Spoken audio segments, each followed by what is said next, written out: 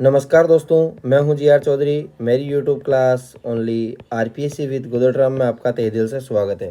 दोस्तों, आज की इस वीडियो में हम पढ़ेंगे मैनेजमेंट से संबंधित कुछ महत्वपूर्ण प्रश्न जो RAS मेंस 2022 के लिए होंगे। अब दोस्तों, मैनेजमेंट है वो सब्जेक्ट कौन से प्रश्न पत्र में पूछा जाता है? तो प्रश्न पत्र कौन सा है? फर्स्ट प्रश्न पत्र में 3 सब्जेक्ट पूछे जाते हैं। तो दोस्तों, एक तो इतिहास हिस्ट्री, एक है इकोनॉमिक्स अर्थव्यवस्था, और तीसरी इकाई के अंदर समाजशास्त्र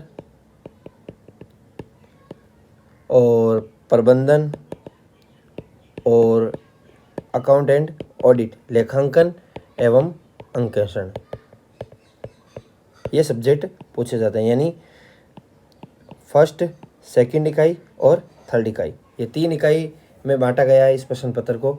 तो इतिहास के 75 नंबर के क्वेश्चन, अर्थव्यवस्था के 65 के, समाजशास्त्र 20, प्रबंधन 20 और अकाउंट एंड ऑडिट 20 नंबर। अब दोस्तों, इनमें है वो निबंधात्मक क्वेश्चन नहीं पूछा जाता। इनमें केवल 2 नंबर के और 5 नंबर के ही क्वेश्चन पूछे जाते हैं छोटे वाले सब्जेक्ट यानी समाजशास्त्र, प्रबंधन और अकाउंट एंड ऑडिट में। अब दोस्तों शुरू करते हैं।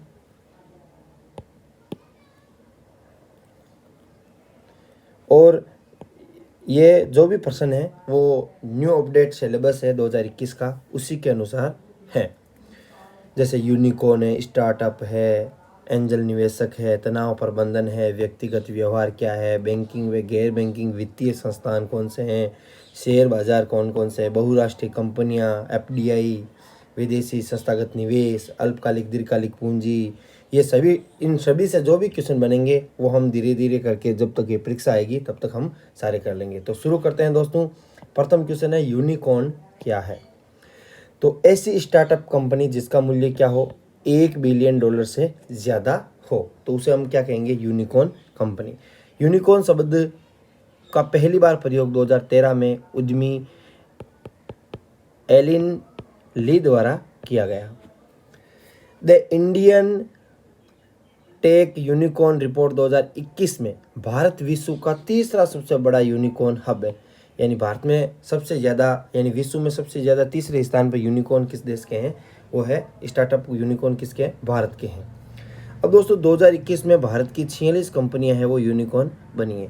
अब दोस्तों यदि क्वेश्चन आपसे पूछा जाए कि भारत की 4 यूनिकॉर्न कंपनियों के नाम लिखे, तो पेटीएम है, बायजूस है, स्विगी है, जोमेटो है, शेयरचैट है, स्नैपडील है, फ़ोनपे है, डेली हंट है और अनअकैडमी, जो हाल ही में जैसे क्रिकेट वगैरह प्रमोशन करती है और एक एजुकेशन प्लेटफॉर्म है। यानी भारत का सबसे बड़ा एजुकेशन प्लेटफॉर्म कौन सा है? अनअकैडमी। अगला क्वेश्चन,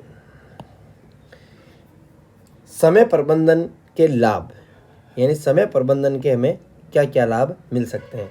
समय प्रबंधन से कम समय में अधिक उत्पादन हो सकता है, उच्चतर कुशलता आ सकती है, बेहतर व्यावसायिक प्रतिष्ठा स्थापित हो सकती है, तनाव में क्या होगी? कमी होगी, क्योंकि कम समय में हम ज़्यादा कार्य करेंगे तो दिमाग भी फ्रेश रहेगा, कैरियर में उन्नति के उच्चतर संभावनाएं रहेगी, लक्ष्य प्राप्ति के लिए अधिक अवसर प्राप्त होंगे।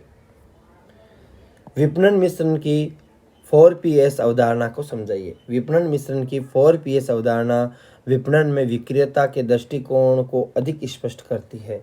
विपणन मिश्रण की 4Ps अवधारणा, जिसमें प्रोडक्ट यानी उत्पाद, प्लेस यानी स्थान, प्राइस यानी मूल्य और प्रमोशन शामिल है। इस डायग्राम के थ्रू आप इसे लिखेंगे तो आपको, जैसे 4Ps की अवधारणा में यदि 2 नंबर का क्वेश्चन आपसे पूछा जा सकता है। अगला क्वेश्चन है, ई वाणिज्य को परिभाषित कीजिए। तो नेटवर्कों का प्रयोग करते हुए इलेक्ट्रॉनिक विधि से व्यापार संचालित करना इलेक्ट्रॉनिक कॉमर्स या ई कॉमर्स या ई वाणिज्य कहलाता है। क्या कहलाता है? ई वाणिज्य कहलाता है। ई वाणिज्य उभरती हुई अवधारणा है जो इंटरनेट सहित कंप्यूटर नेटवर्क के माध्यम से उत्पाद, सेवाओं व सूचनाओं के क्रय विक्रय का वर्णन करती है। यानी ई वाणिज्य के जरिए हम इंटरनेट के जरिए कोई भी चीज़ बेच सकते हैं और कोई भी चीज़ खरीद सकते हैं। गैर बैंकिंग वित्तीय संस्थान से क्या तात्पर्य है?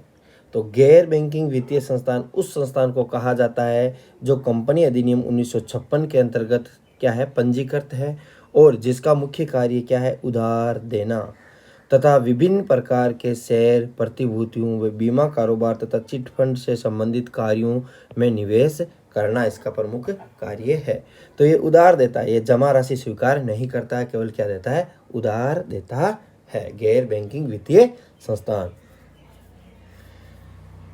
अहस्यपवादी नेतृत्व शैली, यानी नेतृत्व की शैली है, उसमें अहस्यपवादी नेतृत्व शैली है। 2 नंबर का क्वेश्चन पूछा जा सकता है। इस प्रकार के नेतृत्व में नेता कोई हस्तक्षेप नहीं करता है। निर्णय लेने में नेता की सहभागिता बहुत कम होती है। अधीनस्थ स्वयं की प्रेरणा से ही कार्य करते हैं, यानी अधिकारियों की मदद से नहीं बल्कि स्वयं की प्रेरणा से कार्य करते हैं। उन्हें पूर्ण स्वतंत्रता प्राप्त होती है, यानी किन्हें, अधीनस्थों को पूर्ण स्वतंत्रता प्राप्त होती है अपने कार्य करने के प्रति। संगठन का कार्य कारण एकीकृत नहीं रहता है। इस शैली में नेता स्वयं समूह के एक सदस्य जैसी भूमिका निभाता है, नेता जैसी नहीं। यानी नेता शामिल तो होता है लेकिन नेता यानी लीडर के जैसी भूमिका नहीं निभाकर केवल मेंबर के रूप में अपनी भागीदारी निभाता है। दोस्तों, ये 6 क्वेश्चन आपको अच्छे लगे हो तो वीडियो को लाइक करें और चैनल को सब्सक्राइब जरूर करें। Thanks for watching us.